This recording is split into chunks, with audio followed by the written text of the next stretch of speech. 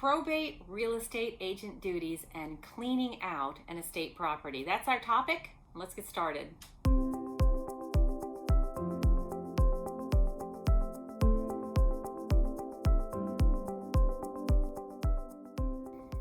Welcome back to my channel. If we have not yet met, I am Kim Ward. I'm an expert at helping executors and administrators with homes in probate, and I am the developer of ProbateBiz.com, an online training for real estate agents like you to learn how to help with properties in probate like me. Let's talk about probate real estate agent duties and cleaning out an estate property.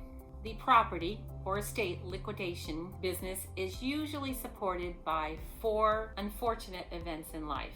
Folks are downsizing due to major lifestyle changes, death of a parent or a family member, divorce, or crippling debt. These events typically need some type of estate clean-out service. And since the American population is quickly aging at almost 10,000 Americans turning 65 each and every day, that's hard to believe, there are a greater number of people experiencing these life events and downsizing or unfortunately passing away. This is especially significant when the reason is that someone has passed away, causing the need to remove and to clean out the person's home. And that's where you can really help. More often than not, an elderly parent or grandparent has accumulated a lot of stuff. I personally have a lot of things up in my attic. I'm hoping to have that taken care of before I pass away so my children aren't burdened by it. But most houses that I'm involved in have accumulated years, decades of things that belong to the person who passed away. These items fill up the house and the garage. Separating and cleaning out all these items can prove to be very overwhelming. And there are cases when an estate sale is the best option. And the people usually approached are liquidation services, estate liquidators. And it's estimated that in the United States, there are about 14,000 estate liquidation companies. According to the American Society of Estate Liquidators, members must meet certain educational criteria. They must also have a certain experience requirements and, most important, abide by a code of ethics. But it is a well-known fact that most estate liquidation companies have little to no formal training. Essentially, anyone can set themselves up as an estate sale company. And believe me, that is not what you want. If you are facing a situation where your client is considering an estate sale, there are a number of key points that you should be aware of. And I have 7 tips to help you guide your client through managing this stressful task. Your client may have already done this. First thing they need to do is set aside all of the financial and legal documentation. They need to locate and secure any will, trusts, and those types of related documents. They should look for life insurance documents, any kind of bank statements, real estate deeds and titles. If they don't locate any bank statements, they should obtain them from the bank. They should retain any kind of stock certificates, 401k information, tax records, and receipts. These items may be necessary when it's time for your client to complete the income tax returns for their loved one. The estate sale company that I recommend, when they're going through things, they know to set aside any items that I just talked about, as well as photos, anything personal they will set aside for me. And then I make sure that those documents and photos, whatever it might be, are given to my client, the estate representative. You should really recommend to your client that they really pay attention to detail. It's been known that people tend to stash things away in pockets, in drawers. We've found some valuable things in bathroom drawers and have given those back to the estate representative. If they are able, they should take the time to look through absolutely everything. And when I say everything, I do mean pockets of clothing, drawers, high shelves, every container. Look in the freezer if there's containers in the freezer. Take a look at them closely. Before bringing an estate sale company in, your clients should make sure that their family members and friends have taken all the things that are important to them, things that are mementos, and things that are of value to them. One strategy that has helped is for family members to make a list of items that they're interested in.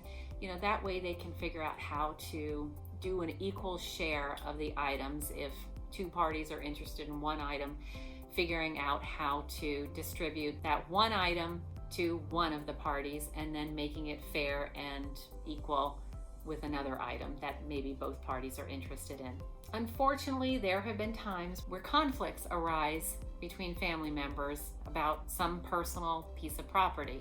I haven't myself experienced a situation, but I've heard of some where mediators had to be brought in to handle the distribution of the personal property to family members. I have been involved with situations where the two different family members just couldn't agree on even hiring a real estate professional, or how the house should be sold, or what repairs should be done or not done. And luckily, I have never been chosen to help with those situations because I imagine it can be a nightmare. I always talk to my clients about keeping family photos, even for a short time. Sometimes people don't want all that stuff, and then later on they regret it because some of those items might be something that the future family members would want, grandchildren, for instance. So I always recommend that they do take those items and store them for a period of time to make sure that they do want to discard them. Some of these items may be like scrapbooks, pictures on the wall, things like that. If they can fit in a box, they can be stored, and once the grieving process is over, then the family members can decide whether they want to dispose of those items or continue to keep them. So once all of the above has been completed, that's when I recommend you speak to your client about estate sale companies. And I recommend that they speak to an estate sale companies prior to donating or throwing away any items. Most clothing has little resale value, but if it's vintage, it may be worth more. I've had situations where some of my clients, they wanted to donate their father's clothing to the VA, and we made sure that that happened. But in general, it's the estate sales company to go through everything and to decide what's saleable and what is not saleable. Now, the estate sale company that you recommend to your clients needs to have the ability to be able to refer appraisers to your clients. If the estate is comprised of some jewelry or antiques or certain types of furniture or paintings, it's important that your client have the ability to understand if a painting on the wall is just a painting or if it's worth thousands of dollars. And that's where having a knowledgeable estate sale company can come in and refer a specialist that can look at the painting and appraise it, for instance. Those type of professionals typically charge by the hour for their services. And to help your client stay sane, recommend that they get help. This type of work can be so overwhelming for people, and sometimes I will actually send in some strong men by the hour to just help move things around for my clients, because some of the tasks are simply monotonous and lengthy, such as sorting through all the paperwork. Other tasks can be physical exertion, such as moving large pieces of furniture and such. I had a client a few years ago that was emptying out a hoarder house, and he brought his wife and his adult son with him. And as it turned out, the wife ended up tripping and falling. She broke her arm. So he then asked for help, and I brought over some strong men to help them move some of these things so that they could get the job done and so they could go back to their home in Pennsylvania. So if your client is from out of the area where you live and has little help from family members or friends and limited time that they can be away from their home, I think it's really important that you recommend and help them to find somebody that could help go through some of this personal property and make the job more manageable. Okay, thank you for watching. Please subscribe, hit that bell button so you're notified of my upcoming videos, because you wouldn't want to miss any of them. If you have questions about ProbateBiz or comments about this video, just post them down below, and I'll see you on our next video. Thank you for watching.